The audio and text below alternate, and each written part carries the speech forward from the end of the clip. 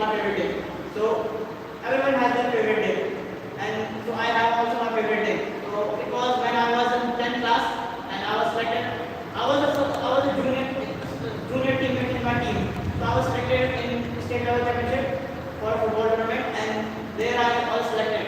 I was a junior. I was scared when we went to the for a state level tournament, and little bit scared because there was a senior team. I was the only junior kid there because I played very well in my district, so they were there for me there in the senior team. So I was a little bit scared. How do I play? How because there was a very tough competition is there because all the senior players are there. So my coach calm me, console me, tell me that you are not those because you are came from junior to senior, so you must be have talent or potential. That's why you came here. So he tells me that you idolize Cristiano Ronaldo, so you have to play like him, or that's why you came here. And see, he motivated me, encouraged me to play like him only. Just imagine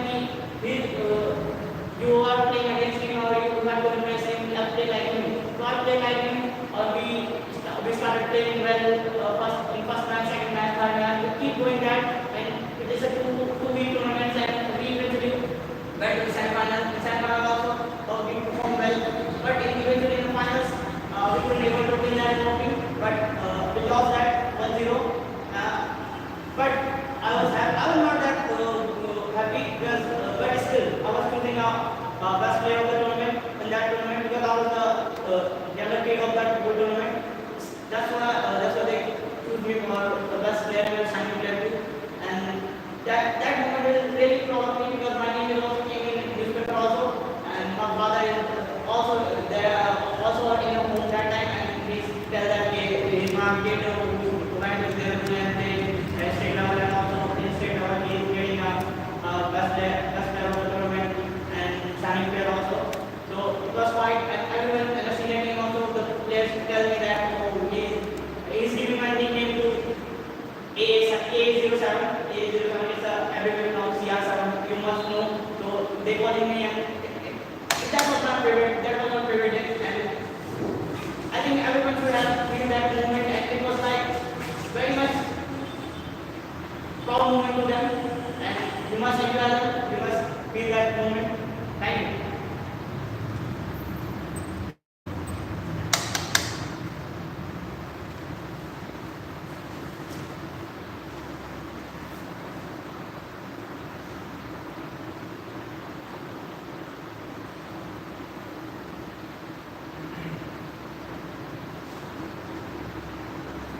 As God is not everywhere, He made mother. So in a similar way, government is not everywhere and cannot do everywhere, so the private come into the picture. Jain friends and GQ sir, my lecture topic is privatization in India. Friends, for the better understanding of my topic, I divide my topic into 4 parts. First, what is privatization and how it will come in India. Second, the advantage of privatization. Third, what are the challenges that privatization faces? And fourth, conclusion. Talking about the privatization, the term privatization refers to the involvement of private entities in the decision involvement or the productive work of social, economical and the ecological output. Friends, as this term gains in medieval history during the 18th and 70s when the iron stage is start. At that time, government is not cope with all the facilities, and at that time there was a monarch. So the private entities come and to explore and to satisfy the global need in the term of food, security, energy, the privatization come into the market. Second, what are the challenges that the privatization face? Before that, let's talk about what are the privatization circumstances in India. In 1992, as after the socialist economy and the changing into the private socio plus capital economy, India adopt the principle of liberalization, privatization and globalization, and that are the requirement that lead India's development to bottom to the up in the sky. Challenges are that this is somewhere not accessible to everyone, as the Indian economy is with 1.3 billion people. It's quite challenging for government to come into satisfy the demand of everyone. Friends, talking about the advantage of the privatization, second is it serve the quality. As competition come into the picture, everyone focus on giving the best of their best. And third, enhancement of development. More and more people get the job and productivity ensured. Friends, I would like to conclude by saying that privatization is not only the option and only option for development, and it lead to the monopoly and more centralization toward the capitalist economy. So government and progress should be come into the together by socialist and the capitalist and privatization through the PP model. That's from my side. Jai Hind.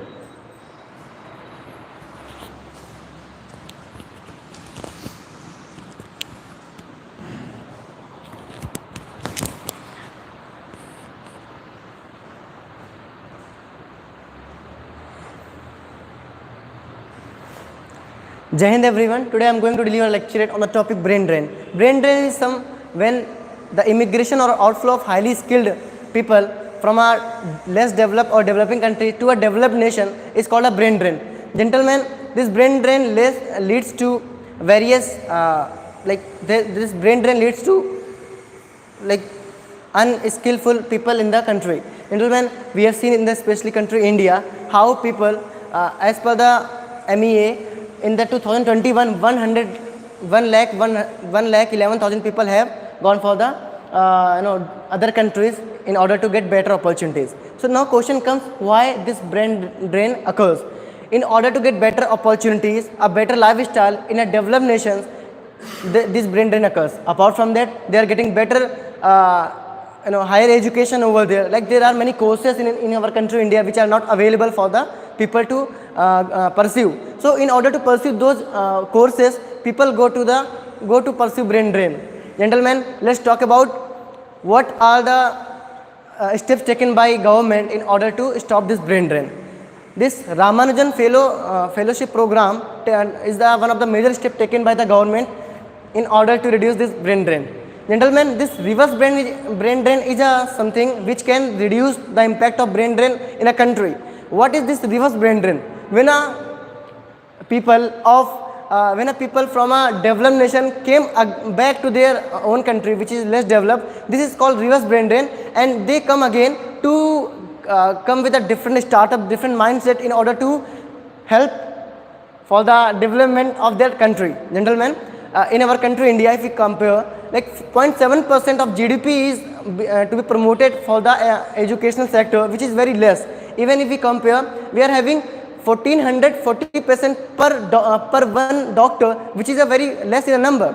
So in order to work that, government has taken initiative, but all that is needs to aware people about the importance of their own country for about the importance of their own for their country, and also come with the different schemes. Like I will give example. In our country in 2015 there were around 900 startups, but right now we are having more than 100,000 startups. Why it has happened? Because government has come with the different schemes. So same government is need to come in the brain drain process. If it is come with the scheme which is providing vocational courses which are being provided in the developed nations, if government is providing high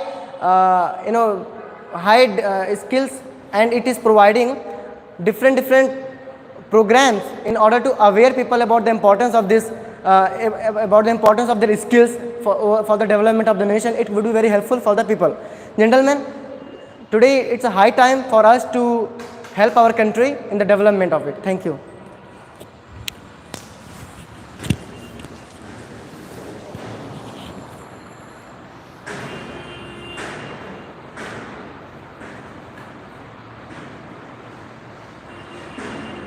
Good morning, gentlemen. You all might have seen the beauty of the 7 wonders of world. And one of the wonders is in our India, which is Taj Mahal. You all might have seen the white color of the Taj Mahal is getting deteriorated because of the pollution. the pollution that we create from the vehicle, the sulfur and the other elements which are getting emitted from the vehicle. So this causes the color of the Taj Mahal getting faded. So what is pollution? Pollution is the contaminants that we releases in the environment. The pollution, as we discussed, it may be anything. It may release in the pollution happens in the water, in the air, in the soil, and also in the outer space. Now let's discuss one by one. What are the pollutions? The air pollution. Talking about the first is the air pollution. The cause for the air pollution can be the vehicle that we drive, or in the rural area where the women burn the woods for preparing the food. The smoke that comes from the has the byproduct of the IC engine contains various contaminants which not only affect the environment but also the health of us.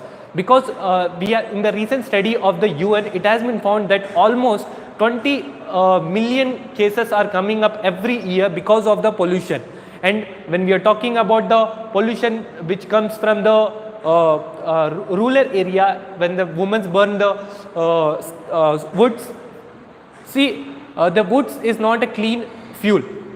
There are few fuels like the compressed natural gas, LPG, which burns and releases very less contaminants, but the wood releases carbon in the large amount, nitrogen in the large amount, which contaminates the environment, and it is one of the major factor for the global warming as well as. Now coming to the water pollution has the demand for the crops is more, the population has rise, the farmers is not having any other mean to like grow the crops, so they use the fertilizers, they contaminate the soil, and when the rains comes, the water will be water along with the chemical fertilizers will be taken to the nearby pond. This not only affects the human health but also the marine health, as well as when we are talking about the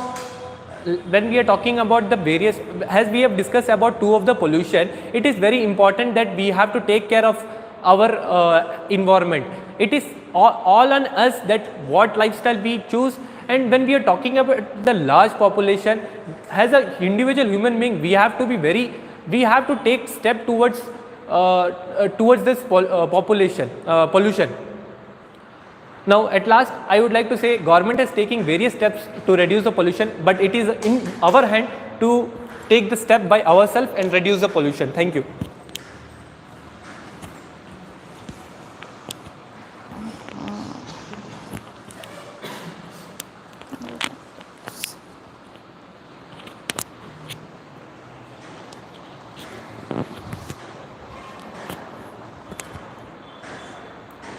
Jai Hind, gentlemen.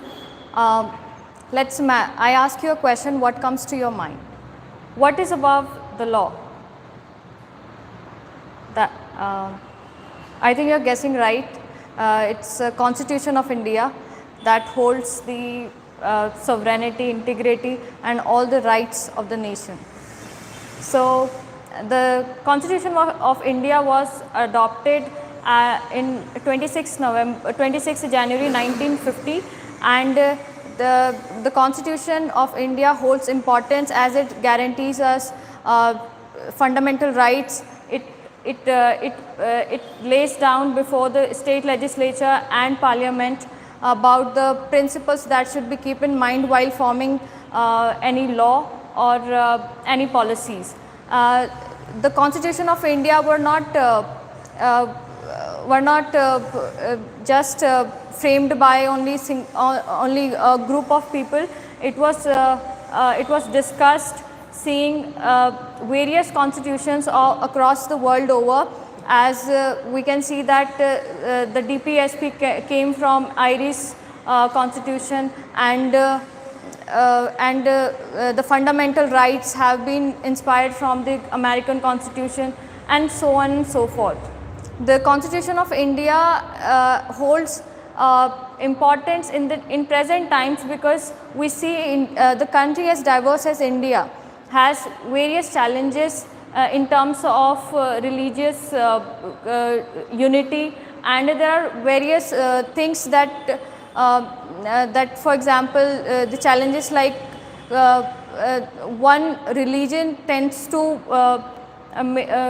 tends to dominate over other religion, then the Constitution of India gives us the India that the state of secularism and respects every religion with its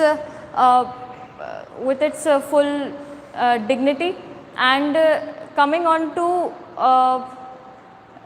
who guarantees us the rights if they are not unchecked, it gives several powers to Supreme Court of India to balance between the executive and the legislature, and whosoever goes against the Constitution of India is penalized or punished as per the law of the land.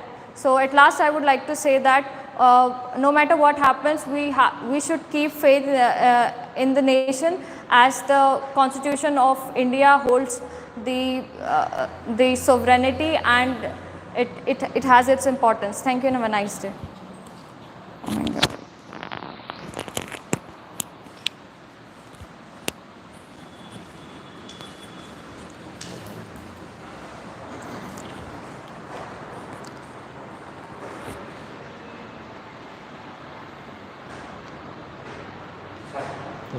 Good afternoon, everyone. As we all know, Nepal is the only country whom India have open cross-border movement for the citizens of both the nation. Both the nation of India and Nepal have easy access to both the sides without any restriction from the government. So today I'll be presenting my views on the topic India-Nepal relation. India and Nepal shares a long border of 1,850 kilometers. And both the countries are very similar in their religious practices as well as their cultural relations. As we all know, Nepal is one of the Hindu majority state for a long time, and therefore we have similar cultural practices. Talking about the brief history of Nepal, from the historical times we have a connection with the Nepal. As we all know, the Lord Buddha has been born in Lumbini, Nepal, and later he moved to India and where he got worship about the Buddhism, and later after it, the Buddhism has been spread from India to the other parts of the world.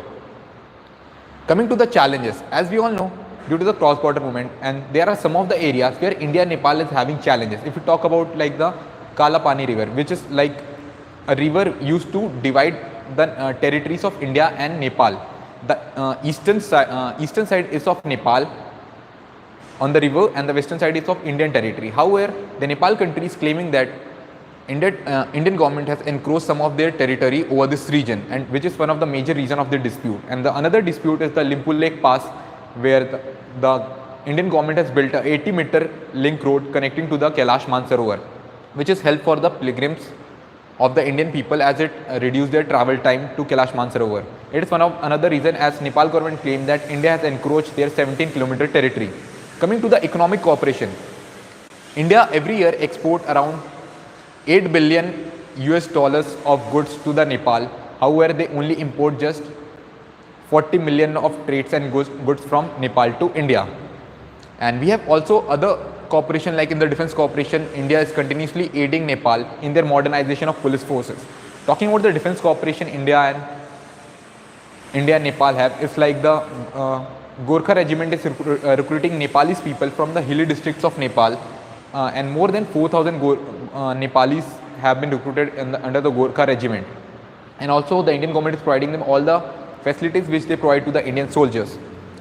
Talking about like the recent developments between the government, like when the Nepali counterpart has visited India on a 4-day visit in June 2023, he have given some of like the agreements have been signed between both the government regarding the development of the education infrastructure and help provided between the government. Also, Nepali government will be able to use the ports of India for their export and import goods. And moving forward, the further relation will be continued improve with the further relations with the more economic cooperation and bilateral goods exchange between both the countries. Thank you.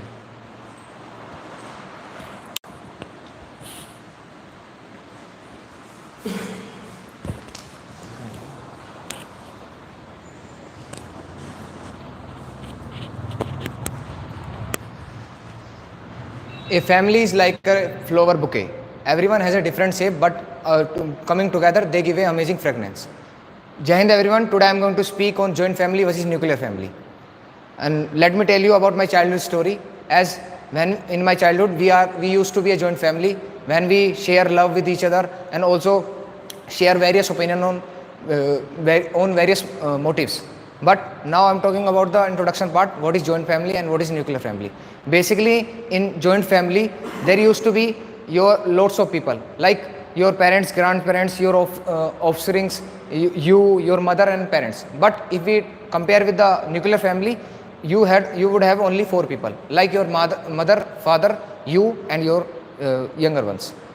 And talking about the other differences, as you can see that in joint family there has been a various opinions in a joint family. Basically it is the advantage when you are tackling some problems, so there should be various perspective on this method. But if we compare with the nuclear family, when you are tackling some problem, there should be a minimum per responses towards that problem. Now let's talk about the another advantage of the joint family versus nuclear family. In joint family, when you are tackling some kind of financial issue, so what in joint family your grandparents, parents and or your offspring can help you financially and also give you better advice. But if we talk about the nuclear family, there used to be your parents, only your father and mother, and they can give you only minimum advice, or also they give you a minimum amount of financial aid. So that is also another advantage.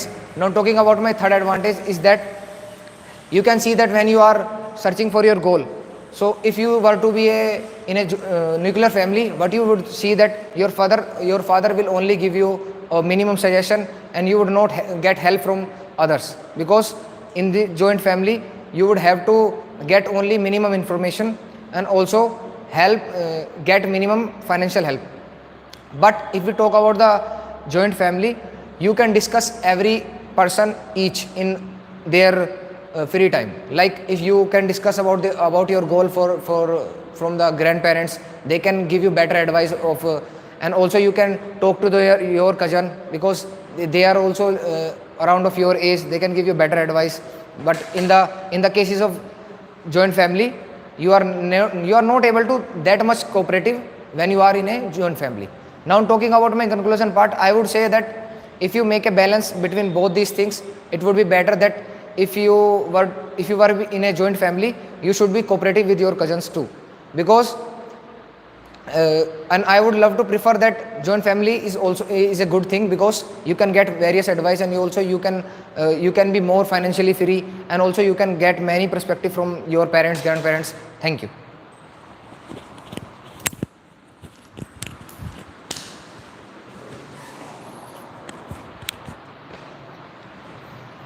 Jai Hind everyone.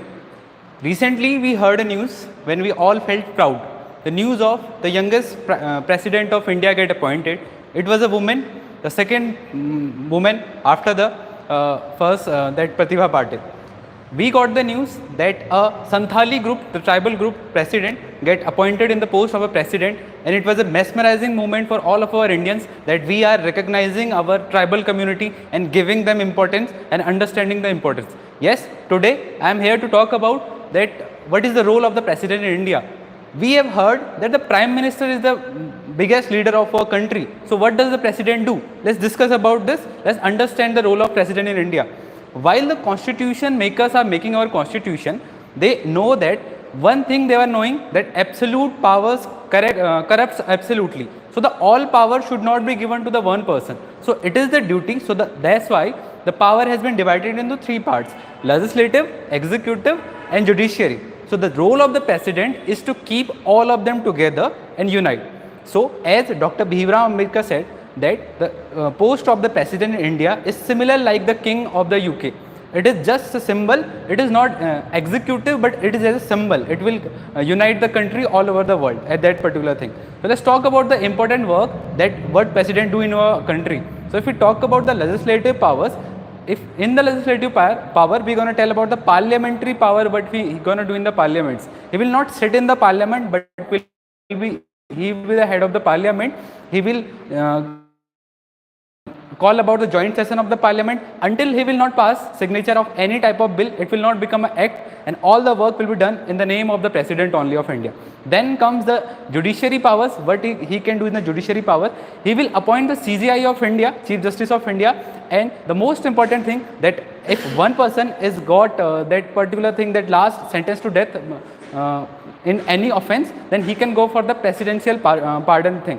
And the only president is having the power that he can change the decision of the Supreme Court. The next thing comes what? Military power.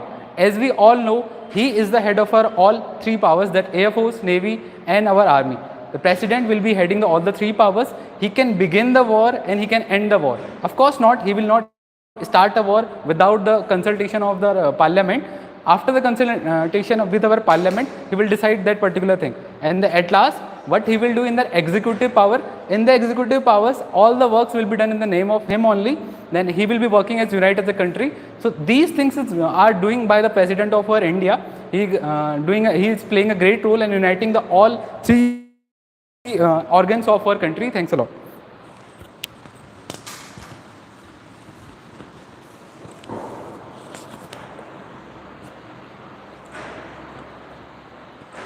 Jai Hind everyone.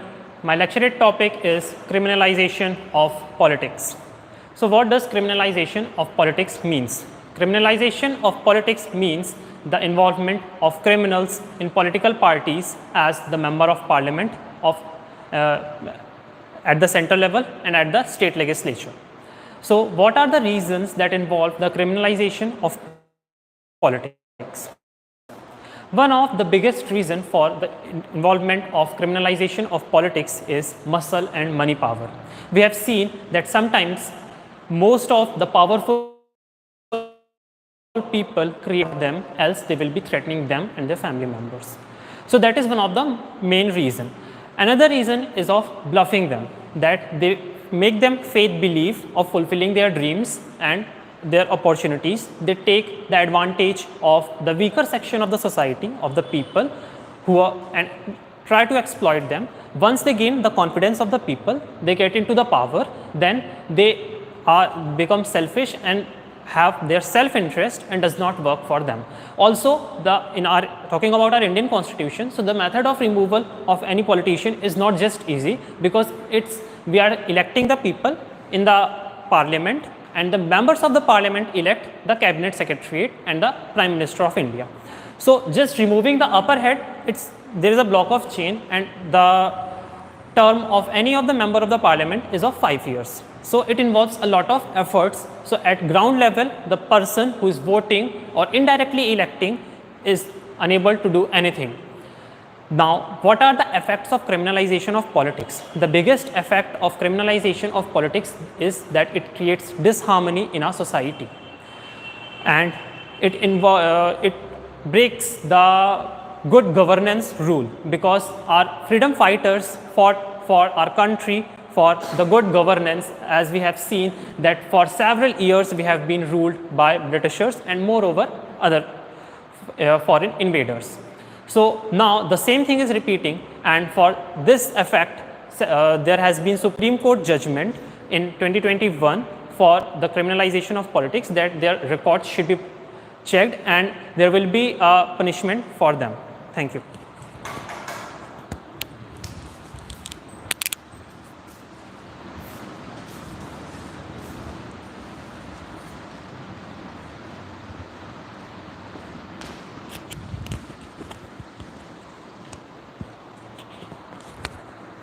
Jai Hind everyone. As we can change our friends, but we can't change our neighbors. As Pakistan is one of the part of a neighboring of India, that where it states a strategic importance to the India, but still we are not having a good diplomatic relationship and the ongoing tension from the 7 decades. Gentlemen, today I am here to deliver a lecture topic on China-Pakistan Economic Corridor. That where it is a project which have been mentioned by the Xi Jinping, the premier of the China in 2013. That he have been mentioned that he wanted to connect the China into the Europe and South Africa and African nations. That where he wanted to build the ancient history Silk Route and want to advance in the same way. Like here, the China have been manufacturing in many sectors and wanted to transfer the goods. Like in the same process, the CP is also connected with the BRI. that where will be passing from the Pakistan occupied Kashmir from the Pakistan, and it will be reaching to the Chabar port. That where if you see the disadvantages or challenges that that we are facing by the CPEC are that where India's POK have been involved, and it is an integral part of India. That line of the road is passing through that. We don't have any problem regarding the CPEC, but it have been mentioned that it have been passing from the Pakistan POK. That it will be a strategical disadvantage, and also in the world it will be showing the power, low diplomatic power of India. And also we have been seen, it have been came up to the Chabar port, Gwadar port, that where India to tackle that have been taken the Chabar port from the Iran. That we have been surrounding it to implement our own needs and also our own securities. And we also facing our internal challenges due to the CPEC. That where the many intellectuals and diplomats have been raising the concern of the CPEC and the trade ongoing between the two countries. And also the relations between the China and Pakistan are too high, and they are wanting to suppress the India by many ways. And also this CPEC wanted to connect to the African nation and Middle Eastern nation, that where it wanted to flourish, that India will support this in case if the POK is in the part of integral part of the India. That you have been particularly mentioned in the many referendums that India is in the favor of CPEC, but until unless the India's integral part is respected, that we have been shown the world our soft power, but still there are many challenges that disturbing the CPEC.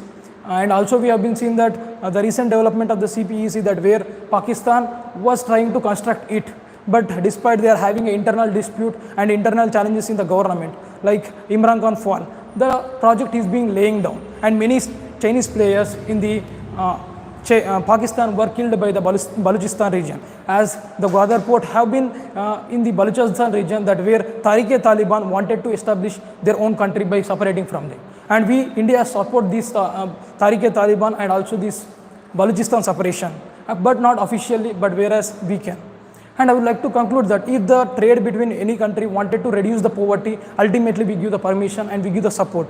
But whereas CPEC passing through the POK, that we can't afford for it. Thank you.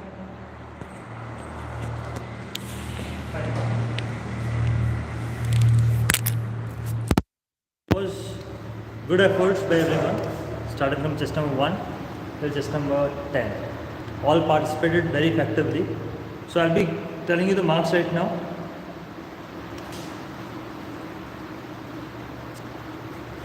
Starting with chest number 10.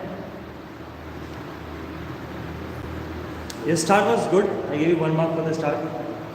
The content was also good.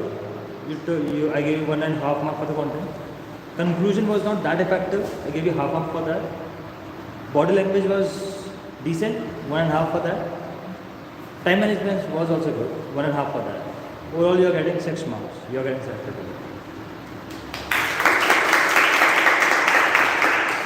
Coming towards chest number 1.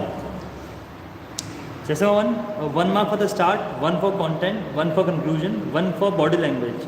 Generally, you are not enjoying delivering the lecture today. So you need to enjoy it. Whatever you are delivering, you are supposed to enjoy delivering it. Overall, you have taken 3 minutes. Time management was only 1 mark I gave you for that. Overall, you are getting 5 marks. Better luck next time. Chest number 9. Half mark for starting. You just started rolling in the raw format. 1 mark for the content, half for conclusion, 1 for body language, 1 for time management. Overall 4 marks you are getting. Not getting 6. Coming to our chest number 2. 1.5 for the starting part, 1 for the content, half for the conclusion, 1.5 for the body language, 1 for time management. 5.5. Left by 0.5 mark. Coming to our chest number 8. 1.5 for the starting part. The way you started with asking the question, that was a good part. That is also one of the styles of starting the lecture. You can start by questioning to the audience, but at that time you yourself have to answer it. You don't have to point out the other chest numbers that okay, tell me about the things, right? 1.5 for the starting part. Second part, I gave you 1 mark for the content, half mark for the conclusion. Content could have been better, like you're not able to manage it well. Not well, very well organized. Conclusion, half mark. Body language also 1 mark. Not an active body language with that. 1.5 for time management, overall 5.5, not getting N. Chest number 3. Although while chest number 2 was narrating his narration or the lecturette, you were laughing that time. So you were not supposed to laugh. Your lecture was quite decent. I gave you 1.5 for the starting part. Yesterday itself you gave the lecture on presentation on Indo-Nepal relation, right? And you got the benefit from that. You might have realized it. 1.5 for the starting part, 1.5 for the content, 1 for the conclusion, 1.5 for the body language. It could have been 2, but your eye contact was sometimes missing. Actually, whenever you were forgetting something, you were looking upwards. But I've realized it, right? You're not able to make the eye contact. You are supposed to make the eye contact at the time. Talking about your time management, only 1 mark I gave for that. Overall 6.5 you're getting. He's getting it. Fine. Coming to chest number 7. Chest number 7, 1.5 mark I have given you for the starting part, 1.5 for the content. Although it was the last topic, right, of the group. See what happens generally in the lecture, you'll be getting 4 topics over there, right? It's not compulsory that you have to choose the first topic. If you are very much confident about the last topic and you're not pretty much confident about the initial topics, if you are if you are having only 50% of confidence that you will be able to speak on the first topic well, but not able to complete it on time, or you won't be able to speak more than 2 minutes, don't choose that topic. Rather choose the last one topic if you are confident on that. If you feel that you will be able to convey your message or deliver your content in an effective way, then choose the last topic, the way he has chosen right now. It was good choice actually. 1.5 for the starting part, 1.5 for the content, 1 for the conclusion, 2 for the body language, 1 for the time management. Overall 7 marks you're getting. Fine. Coming towards the next person, that is chest number 4. It was wonderful narration as well as wonderful lecture basically by you. Just give me a second.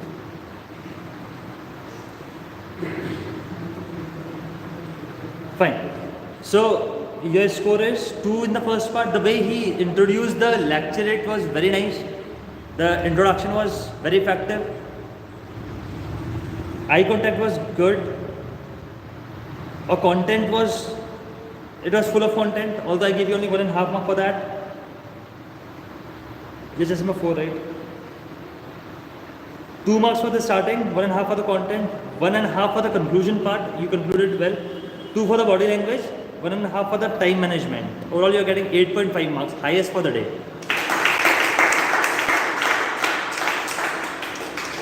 Coming to chest number 6, it was better than yesterday. You must have felt it. Half mark for the starting. You didn't start with any quotation or anything else. You just simply started it. My topic is this. You could have come up with some sort of recent data, recent news or something else to make it more attractive. Content wise, it was only 1 mark I gave you for that. Conclusion wise, only 1 mark. Body language was 2 mark. Time management, you finished it in less than 2.5 minutes. Only 1 mark I gave for that. Overall, you are getting 5.5. Not getting it. Coming to chest number 5. Starting could have been better. The way you have mentioned that we can change our friends but not our neighbors.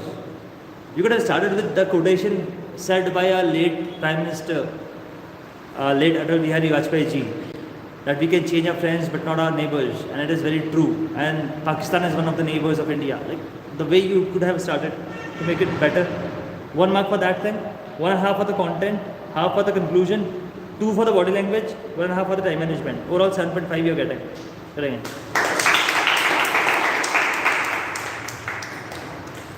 So, how many of you are getting selected today? Chest number 5, chest number 4, chest number 7, chest number 6.